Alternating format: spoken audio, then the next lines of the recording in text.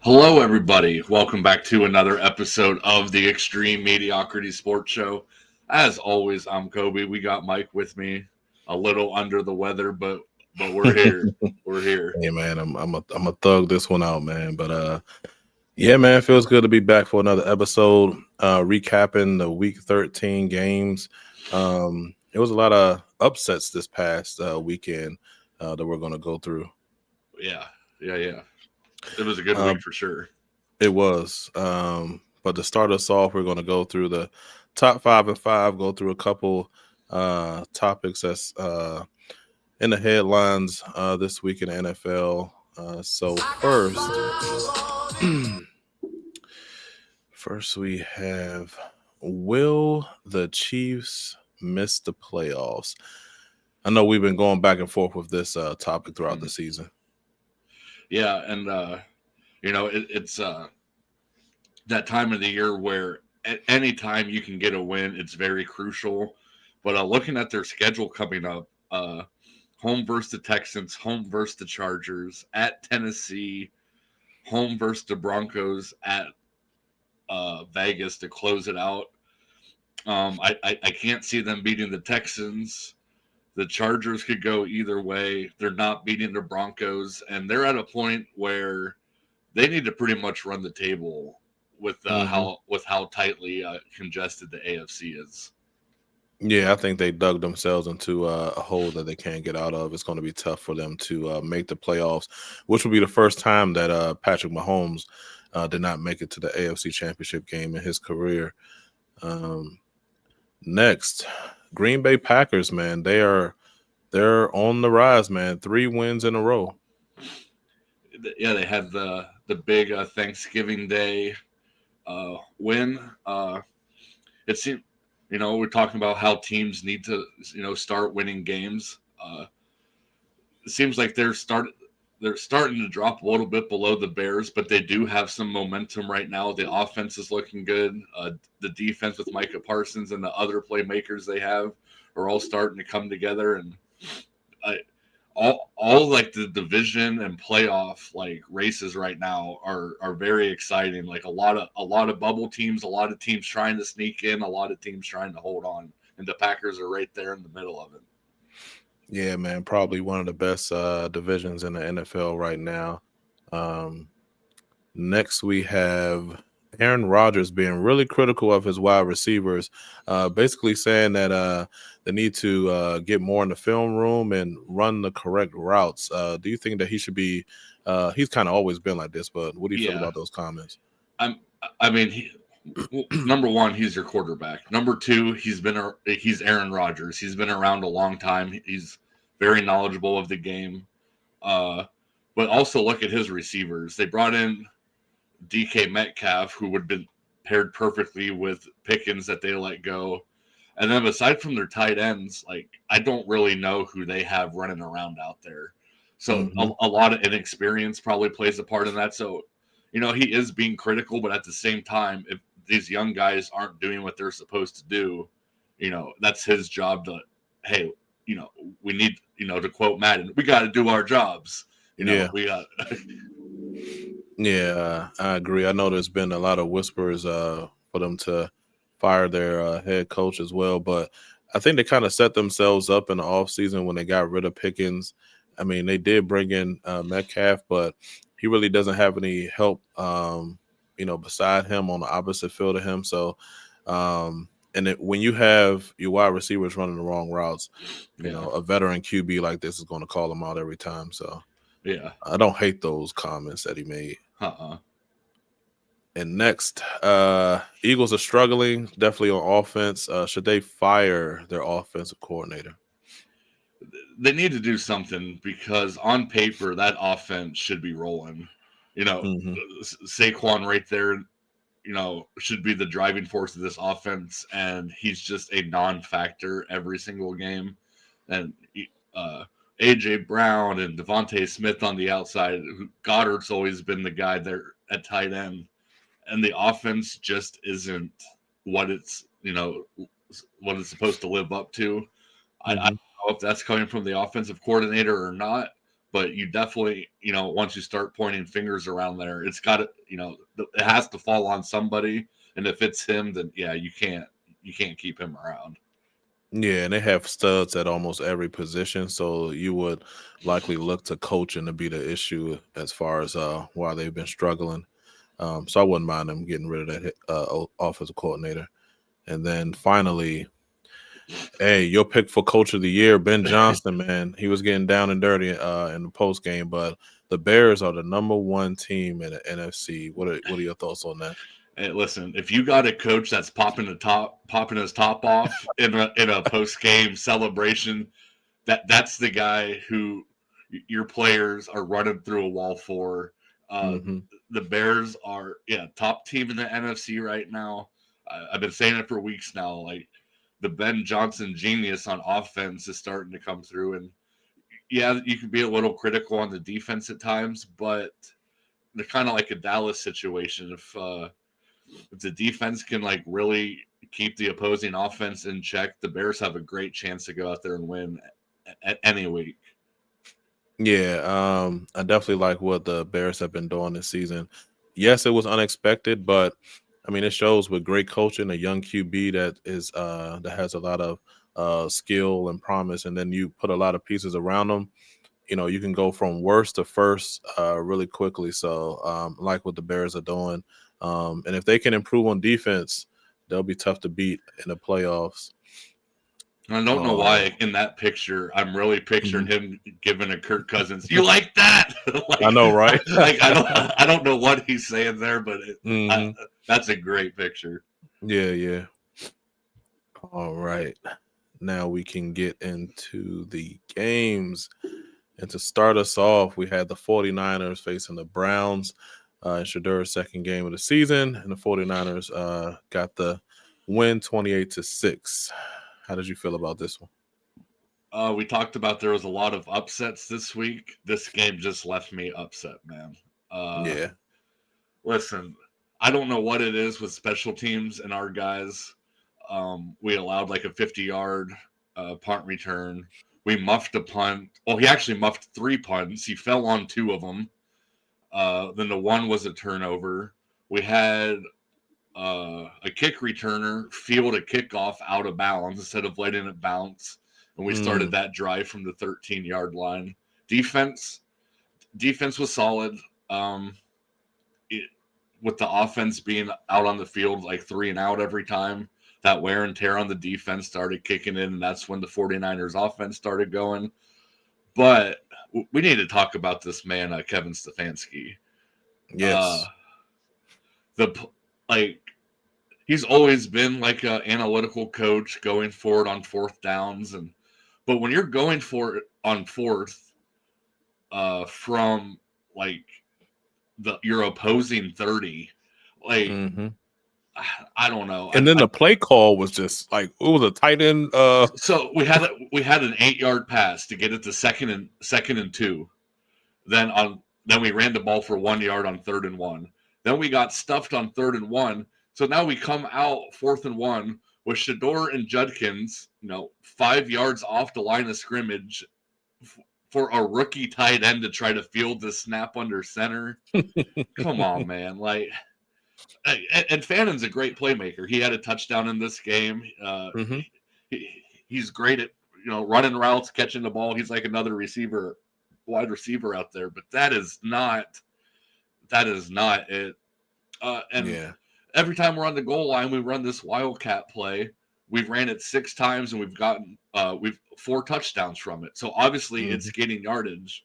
Like Quinshon Judkins has been running the ball great all year. If you're going to go for it in that situation, you have 2 options.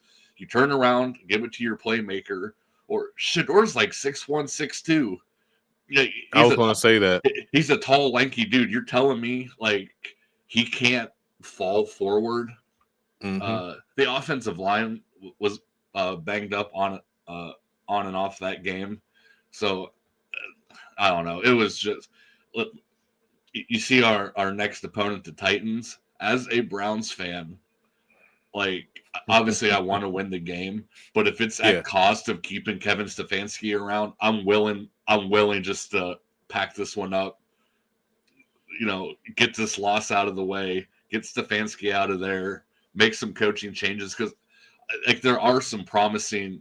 The defense is there. Mm-hmm. You might have a quarterback right now. It's a little early to tell, but get some offensive linemen in there. Get some playmakers on the outside, not named Jerry Jeudy, and now that's another topic. And now actually start developing a team. I know it's crazy being a Browns fan that you could do it that way, but that's kind of where my head's at right now. Yeah, I mean, I think you covered it all there. I mean, Stefanski, his decisions all season have been questionable, but that fourth down call, like you said, to put that all on your rookie tight end to field that ball like that. I mean, anything can happen in that situation. Shedeur is a big enough guy that you shouldn't be worried for him to try to pick up 1 yard in a QB sneak. And then you still have a stud running back there, Judkins, that you can hand the ball off to. But you said it, Jerry Jeudy, hey, something has to happen with this man. He cannot continue. His attitude stinks. The effort, he doesn't – on the routes that he runs, he doesn't seem like he is putting a lot of effort out there like he cares. Because I think he could have got to that ball that Shedeur overthrew him. Yeah, he didn't jump. He didn't try to reach his arms out. He would just looked up. Okay, it's not perfect, so he didn't even like, getting on the sideline, getting in his face, and Shedeur like throwing his hands up like this. Yeah, he like, hey, like try to catch the ball, like But I mean, yeah, his effort is not there. He has, it seems like he has an attitude problem. You're standing over your starting QB in his second start. Probably his second or third week of practice, you're standing over him, getting on him for not throwing a perfect ball. I don't see him being on the Browns next season. And he's kind of hurting himself because I don't see a lot of teams that are going to want to bring that in their locker room. So yeah. I mean, he's talking like he's a 1,000-yard receiver. I mean, he's probably leading the league in drops. Yeah, I'm sure he is, or at least top 5. I don't know, but he's got to be up there somewhere. And then you have that Steve Smith video calling him out, calling him a bum and all that, just circling around from a couple of years ago that he put out. So, that was a crazy game. And next we had the Texans getting the win against the Colts 20-16 in Indianapolis. CJ Stroud had a decent game coming back, but that defense is still great over there. And I mean, Daniel Jones played with that fractured leg and couldn't do enough to get a win in this game. Yeah, looking at the stats, you would have thought he did. 2 touchdowns, no turnovers. Jonathan Taylor had another Jonathan Taylor-like performance, over 100 yards total. But yeah, that Texans defense, I think we've been talking for a couple of weeks now. If that offense can get it going a little bit, and CJ Stroud making his return, this could be the downfall of the Colts. I mean, the Texans do have the Chiefs coming up. That'll be a big test for them. Colts going into Jacksonville, but yeah, there's just something about a top-notch defense that can carry a team. And I say that as a Browns fan whose offense is abysmal, but a defense can be your carrying force as long as your offense is capable of producing points. But yep. And this is going to be a big game, like you said, for the Texans. If they can go into Arrowhead and get a win against the Chiefs, that'll be big for them with their playoff possibilities. And the Colts, they just continue to slide at the wrong time. We'll see if they can find a way to make the playoffs, but I think it's going to be a little tough right now. Yeah, they were that early season Cinderella team. Everyone was like, "Oh wow!" Daniel Jones is, they were talking MVP for him earlier in the season, and it was a solid case for it too. But I think reality starting to set in there in Indy. So, yep. And reality is also starting to set in for my Panthers. They pulled off maybe the upset of the weekend. Got a win against the Rams, 31-28. I've been saying it the last couple weeks. I know they fell short last week against the 49ers, but they've been playing well. Offense is stepping up. Defense is doing enough to get them these little close games. But yeah, man, this was a surprise for the Rams and Stafford throwing those picks, man. Yeah, I got a notification on my phone. It's like, oh, Stafford's interception streak comes to an end. I was like, all right, yeah, you throw one every once in a while. Then I got another notification that says Stafford throws the second pick of the game. So I was like, all right, well, let me go check this out. I was like, this game probably still shouldn't be close. And I was like, oh, the Panthers are like on a mission right now, and every quarterback's going to have games like this. I don't think the Rams have anything to worry about. Mm-hmm. They're still sitting pretty at 9-3, one of the top teams in the NFC. The defense is still, solid.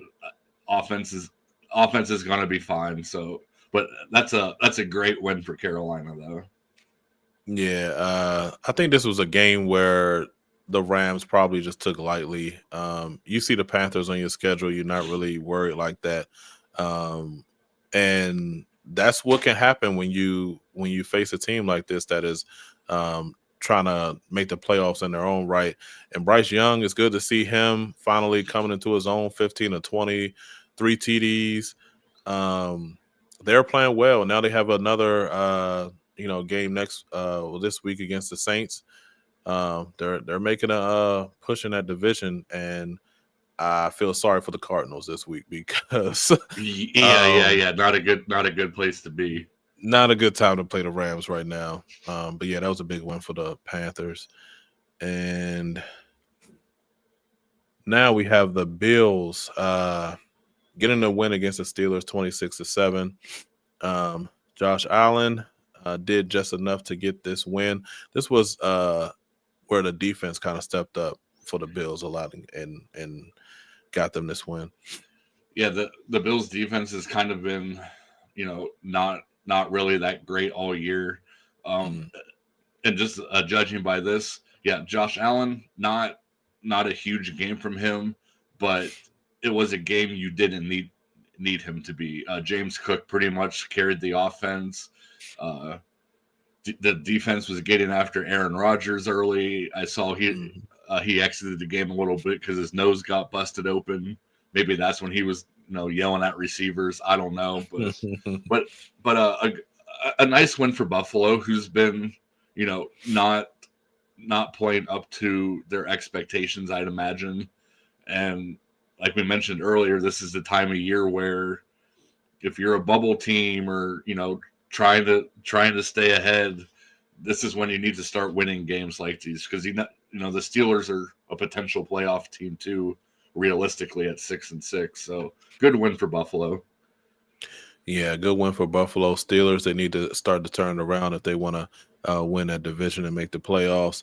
And yeah, like you said, Cook led this team.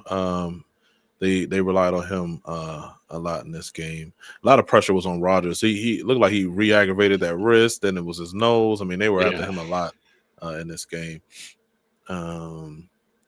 Now, let's talk about it, because going into these type of games, first, Broncos got a win against my Commanders 27-26. So going into these games, I just don't want to get embarrassed. That's my number one. Just please, on the when the spotlight is on, don't get embarrassed. And thankfully, in this game, we didn't. Mariota had another great performance. Left it all out on the field. 294 yards, 2 TDs. He did have that ugly interception in the first quarter. Don't know who he was looking at or what he was throwing to. Looked like he just panicked in that moment. But the running game was good when we needed it to, but I wish we would have relied on it more. You don't want to see Mariota throwing it for 50 times in a game. McLaurin, first game back from the quad injury, and 7 catches, 96 yards in the TD. I mean, the refs were against us. The top 3 defense was against us. I mean, we had a lot of calls some fluke calls. Even the commentators was like they didn't know where these flags was coming from. But all in all, great game. We left everything out there against a great Denver team, and it was just a blow for blow type of game. They scored, we scored, we turned it over. They struggled and turned it over. So it came down to a 2-point conversion, and we had a player open, but it got tipped. So I mean, I can't be mad at the Commanders in this game. No, that's a good showing. This game wasn't on my radar at all, and I happened to pull it up, and I was like, the Commanders are making a game of this, and I checked again. I was like, oh, the game's almost over. I was like, this game's going into overtime. I was like, good for the Commanders, but yeah, like you said, Marcus Mariota, who is not a starter in this league, it was a serviceable backup. You can't have him out there throwing the ball 50 times. But I mean, stats wise, I mean, he was right there with Bo Nix, who is the franchise quarterback over there. But yeah, run game there, at least by the numbers, wasn't very effective. But it's nice to see Terry coming back, having a serviceable game. Then I don't know if Jaden's expected to come back at all soon, but that that'd be a nice spark for that offense. Getting I know you have a lot of injuries on defense, but it'd be nice seeing some of those guys on offense come back, I'm sure.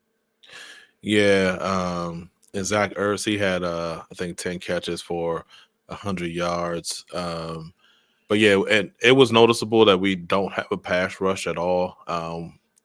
We had to stay in zone defense the entire game because we can't go in man because of no pass rush. I mean, the times that we did, we got picked apart. So defense is still struggling. We're just trying to find ways to patchwork it until the season is over. But hopefully we can get Jaden back next week against the Vikings. And then to close out this week, we had the Giants facing the Patriots in New England. Giants took a L 33-15. Patriots improved to 11-2, 10 wins in a row. Biggest take I had from this was Jackson Dart, man. This man, I don't know if he'll ever learn to protect himself, because even after taking that big hit on the sideline after the game, he said he wouldn't change a thing. That's just the type of player he is. It's only a matter of time before he probably faces a severe injury. Yeah, he's got he's got like a little Baker, and a Baker used to get hit on the sidelines, pop back up, get in the other guy's face, signal a first down. And honestly, that's what you want in a quarterback, like attitude wise. You want a guy that's out there and being like, I don't care, I'm making the plays. But at the same time, like, it looks like this is going to be your franchise guy, and you can't have him out there just getting blasted in like 3 rows deep into the stands every game. But like, as far as like results of this game go, this is pretty much what you expected to happen. The Patriots are just on another level right now. They were talking about, before this game even started, with Stafford's performance, it's like, with a decent showing, Drake May could have the edge in MVP voting, and that's exactly what he did. He was accurate. He had the yardage, the touchdowns, no mistakes, and that, like, it's hard to say like, oh, this is like the second coming of like Tom Brady or something, but the Patriots have their franchise quarterback, it looks like. Oh yeah, for sure. And they did it the right way. They drafted a left tackle, gave him some other positions on that line, gave him a couple weapons. He has a great tight end, drafted a running back. So I mean, and then got a great head coach. So I mean, they did it the right way. And I just hate to say it, but it seems like it's leading towards Drake May winning this MVP. But I just hate to say it. Hopefully somebody else steps up in the last 5 weeks of the season. But yeah, man, and the Giants, they continue to struggle. Dart needs to learn how to protect himself for sure if he wants to stick around. All right, and now we can move into our extreme rankings. I'm The sure we're most gonna have some. anticipated sports list on the internet, I believe. It is. That's what people are I saying. agree. Yeah, that's what I'm hearing also. So first, coming in at number 5, we have the Seattle Seahawks. We've been talking about them all season. This is going to be a tough out going into the playoffs. Great on offense and defense. They continue to win in a tough division. Seahawks coming in at number 5. Yeah, I believe this is their second time in our top 5 rankings. They were kind of hanging around there at 4 or 5 for a while. They had that loss to the Rams that took them back, and I know they just beat up on the Vikings, who, man, I think Vikings fans for that game were like, "Oh, thank God we finally got rid of JJ McCarthy for a game," and now I think they're praying for JJ McCarthy to come back. But regardless, the Seahawks look good. They've been looking good every week, except for that game against the Rams, which they still almost won. So yeah, Seahawks rightfully so. They're at number 5. Yep. And next, coming in at number 4, we have the LA Rams. Still a great team. Yes, they took a loss to the Carolina Panthers, but they wasn't going to drop out of the top 5. No, they lost to the Panthers, but the team they're ahead of in the rankings, they've already won that head-to-head, and I think they would win the next head-to-head against them as well. You know, it seems like every time we do this list, it's always really close. But if you think about, like, if these two teams played right now, who is the better team and would win? I think the Rams would beat the Seahawks. I don't know about easily, but I do think they would win again. Yep, totally agree. And I feel like these next two teams, you can switch them around how you like. But coming in at number 3, we have the Chicago Bears, number 1 team in the NFC.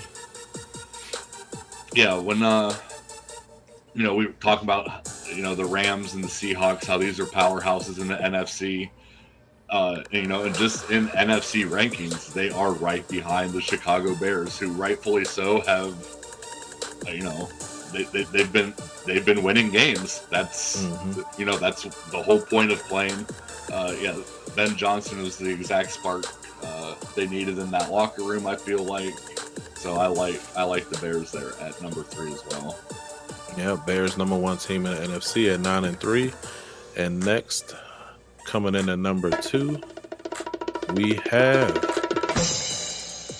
the Denver Broncos. They have won 10 games? I think so. 10 games in a row now. And now they are 10-2 on the season. Or maybe it's 9 games. I think it's 9. Yeah. Yeah. The Broncos have had the 1 spot for a while, and there was a few teams kind of closing the distance, and the fact that they could barely beat a sorry-ass team like the Washington Commanders, man. We are sorry right now. But no, the Broncos are still in a great spot. The offense with Bo Nix can still be a little suspect at times, but that defense is just too good. Yeah, top 3 defense, offense playing well.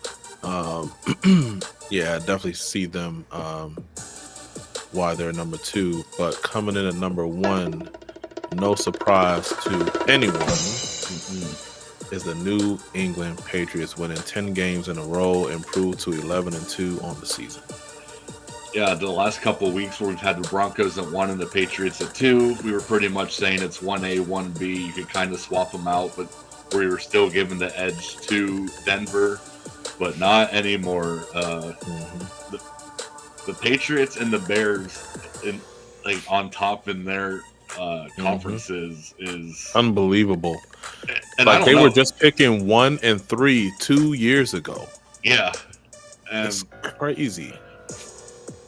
and I don't know. There's just something about a New England Chicago Super Bowl, or I guess New England's, they've obviously been in the Super Bowl picture for a long time, but not this New England team. It would be great to see the Bears make a playoff push. The Seahawks haven't been there in a long time, but yeah, I don't know if anybody really wants to play New England right now. Yeah, I mean, who knows? That might be the recipe.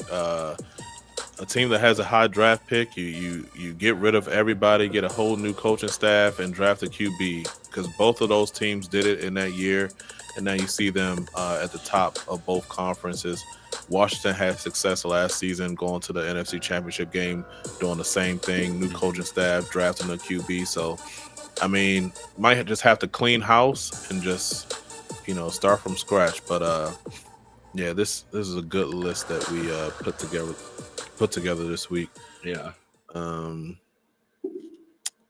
All righty. I actually have one more thing. Mm-hmm.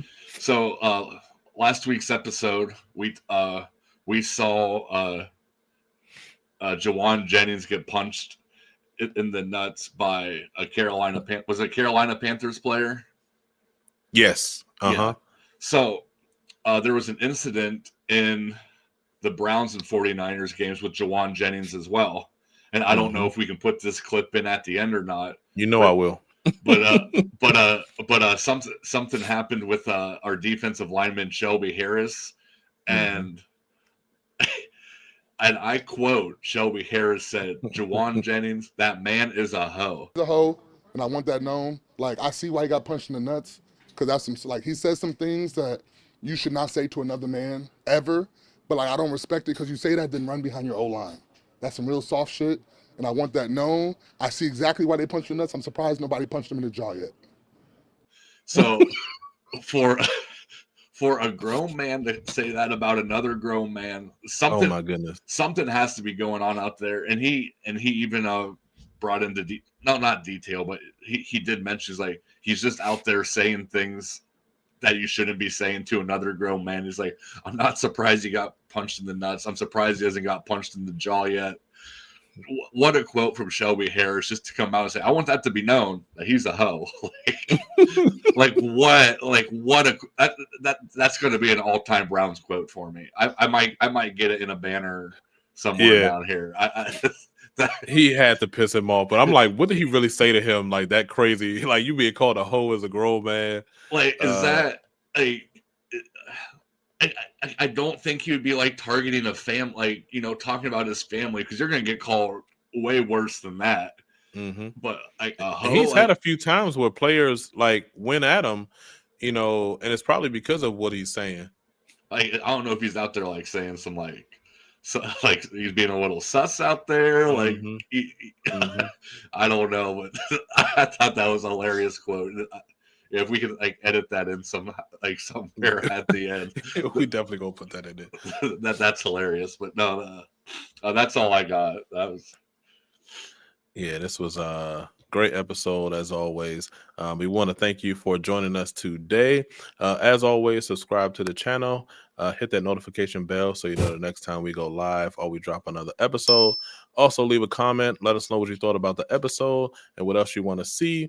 And also give us a like. And as always, peace. See you guys.